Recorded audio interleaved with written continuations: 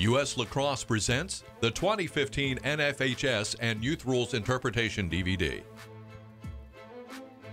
Thank you for taking the time to learn from this rules interpretation video. Whether you're an official, coach, or spectator, understanding the rules and applying them in a standardized way is a key component to keeping the game safe and fun for all participants.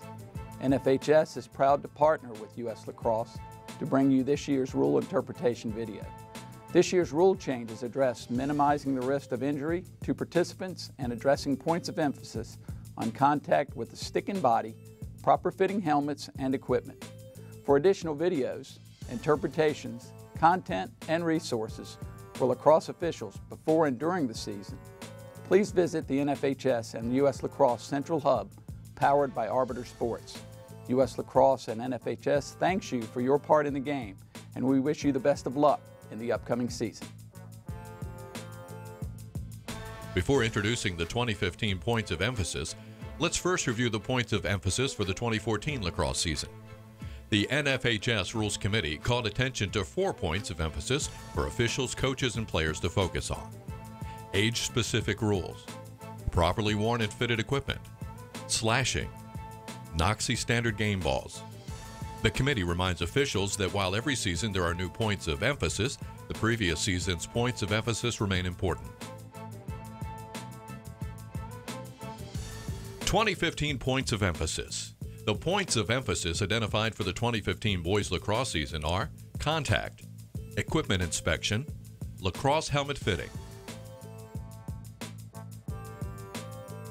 Contact. Boys lacrosse is a contact sport. Checking and using the stick to dislodge the ball are integral parts of the game, and the NFHS Boys Lacrosse Rules Committee values these strong traditions. With the heightened awareness of the seriousness of concussion and other injuries over the last few years, the penalty for excessive hits to the head and neck have been revised in an effort to eliminate this type of contact from the game. A section was also added to enhance penalties for hits to defenseless players and blindside hits. Watch the following clips for examples of illegal body and stick checks that must be called. In this first clip, the white defender body checks the black offensive player and rides up into the head and neck. Even though the offensive player turns before the hit, the defender continues the body check by extending his arms with the hands apart into the head and neck. Body checks that start at chest level and finish into an opponent's head or neck must be penalized. In this clip, the offensive player passes the ball and is hit late by the purple defender. The official correctly throws the flag for an illegal body check as the player does not have possession of the ball and is not within 5 yards of the ball.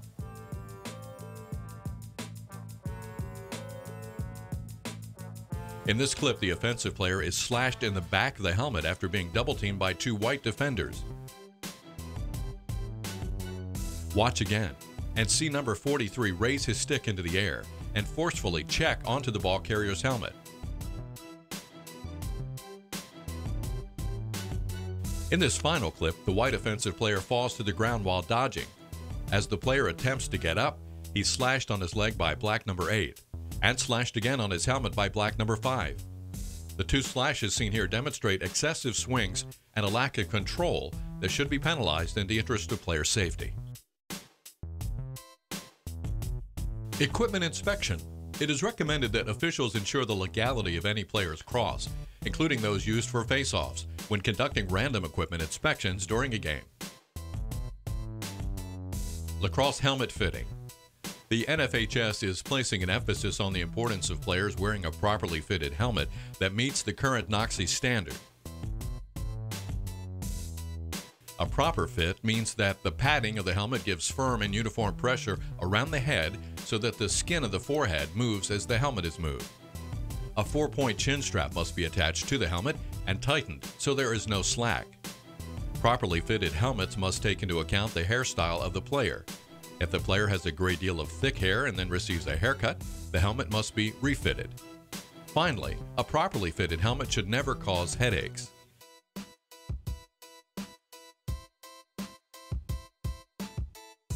National Federation of State High School Associations 2015 rule changes. Rule 1, Section 6, Article 2, Cross Dimensions. A new test was added when inspecting a cross. With the ball in the cross, horizontal to the ground at the deepest point of the pocket, tip the cross forward 90 degrees to ensure that the ball rolls out the top end of the head. Rule 1, Section 7, Article 3, Cross Construction. The hanging length of any strings or leathers was limited to a length of 2 inches. Additionally, the rules now specify that all hollow cross handles must have their own end cap manufactured for a lacrosse stick. In both cases, the cross shall not be considered illegal if found during an equipment inspection, but it shall be removed from the game until corrected. Rule 2, Section 1, Article 3, Number and Designation of Players. This rule was expanded to address a situation where a team may have fewer than 7 on-field players due to ejection fouls, penalties, or other reasons. If that occurs, the game shall not continue, and the result of the game shall be determined by the state association or appropriate sponsoring authority.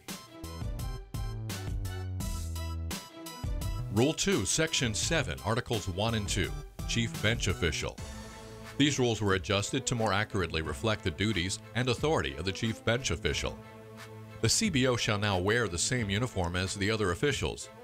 The CBO now has jurisdiction over the timekeeper, penalty timekeepers, scorers, coaches, substitutes, and any other persons within the bench areas, the substitution area, and the penalty box. The CBO was also empowered to count long crosses when requested. Finally, it was made clear that the CBO has the authority to either throw the flag or blow his whistle and apply the appropriate penalty when witnessing a violation he has jurisdiction over, or when witnessing an action of flagrant misconduct if it is unlikely to have been seen by the on-field officials. Rule 2, Section 10, Article 1, Ball Retrieval. This rule change clarified that a minimum of 4 balls should be placed 5 yards beyond the end lines and the far sideline opposite the benches. On the bench side, a minimum of 4 balls should be placed at the table. Rule 3, Section 1, Article 2, Length of Game. This rule was modified to bring a greater consistency when applying a running clock. Once a 12-goal differential is reached in the second half, the clock will run on the whistle resuming play. The clock will still stop for a team timeout, officials timeout, or an injury timeout. Rule 4, Section 7, Article 1A, Ball caught in cross or equipment. This rule change more clearly states when a player should be called for withholding the ball from play. If the ball is in the back of the cross and the player attempts to pass, shoot, or flip the ball out of the cross and the ball does not come out. The back of the cross faces the ground, but the ball defies gravity and does not fall out. The player hits his own cross with his hand or arm, kicks his cross, or hits the ground with his cross in an attempt to dislodge the ball. In all 5 cases, the player should be called for withholding and the ball awarded to the opposing team. Watch the following clip for an example of a good withholding call. In this clip, the white faceoff player wins by clamping the ball in the back of his head and then attempts to pull the ball out and direct it to his teammate. The ball does not come out of the cross on the initial move, and the wing official correctly calls withholding.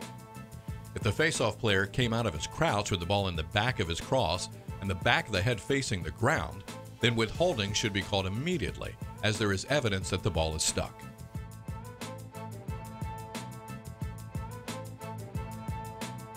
Rule 4, Section 22, Articles 1 through 3. Restarts when regular substitution is prohibited. These rule changes encourage a quicker pace of play by emphasizing that play should resume within 5 seconds after the official signals ready for play, and by removing the requirement for defensive restarts to be outside the goal area. Play can now be restarted for the defense with the ball in the goal area or in the crease if there is a violation on the offense. The following clips demonstrate proper defensive restarts under the new rules. In this clip, the offensive player is called for a crease violation. After signaling the violation and checking that the defender has gained possession of the ball, the official quickly restarts play.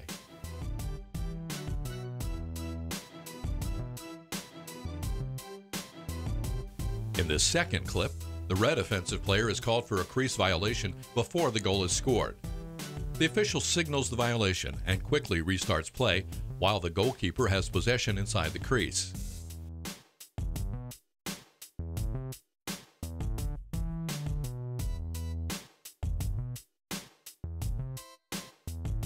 All restarts for the offensive team after play is stopped inside the goal area must still be moved laterally outside the goal area. While these changes increase the pace of play, it should be noted that all players must still be at least 5 yards away from the ball carrier before the restart. Rule 5, Section 5, Illegal Cross. This rule change more clearly states that a deep pocket is the only cross violation that results in a 1-minute non-releasable penalty. All other violations, with the exception of hanging string length and end caps, result in a 3-minute non-releasable penalty, and the cross will remain in the table area for the remainder of the game. Rule 6, Section 4, Illegal Offensive Screening. This rule now states that an offensive player setting a screen may not have his feet wider than shoulder width apart.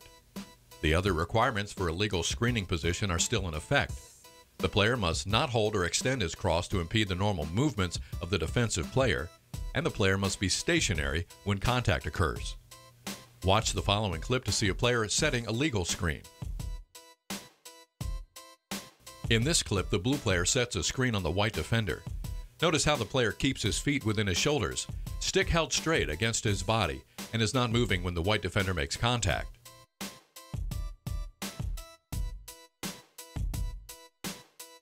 Rule 6, Section 5, Article 2E, Illegal Procedure. This rule was changed to provide greater consistency with other rule codes. If a player enters the game from the penalty area before authorized to do so by the timekeeper and the other team is in possession of the ball, a flag is thrown for a technical foul. In the event that a goal is scored by the opponent, the unexpired penalty time is nullified and the additional 30-second penalty is erased. Rule 6, Section 5, Article 2W, Illegal Procedure. This situation was added to provide consistency with other rule codes.